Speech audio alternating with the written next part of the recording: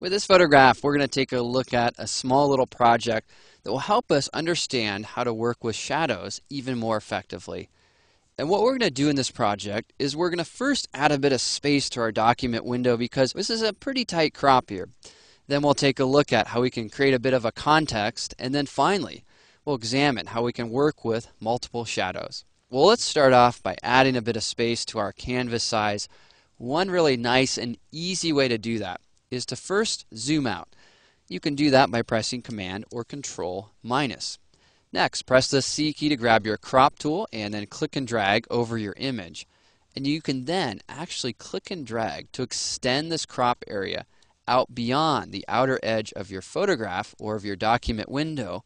If you double click inside of this area or press Enter or Return to apply the crop, what you'll see is that you extended your overall canvas size.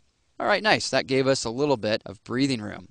Well, the next thing that we want to do is we want to create a selection. We want to get rid of that white background so that we can have the subject by herself.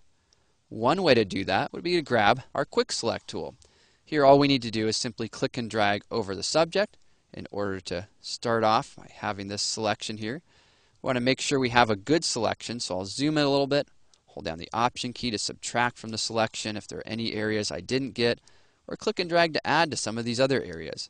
Subtract that little white background there, and just make sure I'm adding all of this to the selection over here. Make sure that's good over there. And I think for the most part, we're going in a good direction. Alright, well this will give us a really rough, good start here. Next thing we want to do is click on the Add Layer Mask icon. Now when we do that, it will give us a layer mask, and it will then remove that background color.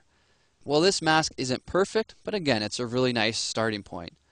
The next thing I want to do is I want to fill that background up with white. An easy way to do that is to hold down Command or Control and then to click on the New Layer icon, which will then create a new layer underneath the currently targeted layer. Let's name this one BG. Next, press Shift-Delete to open up the Fill dialog. We want to fill this background with white, so we'll do that and click OK. And alright, now we have this new expanded canvas. We also have the model by herself, so if we click in this layer, we can then use the Move tool and we can reposition her without affecting the way that the background looks. Alright, well this first stage is now complete. We're ready to build a little bit more of the context, and we'll do that in the next movie.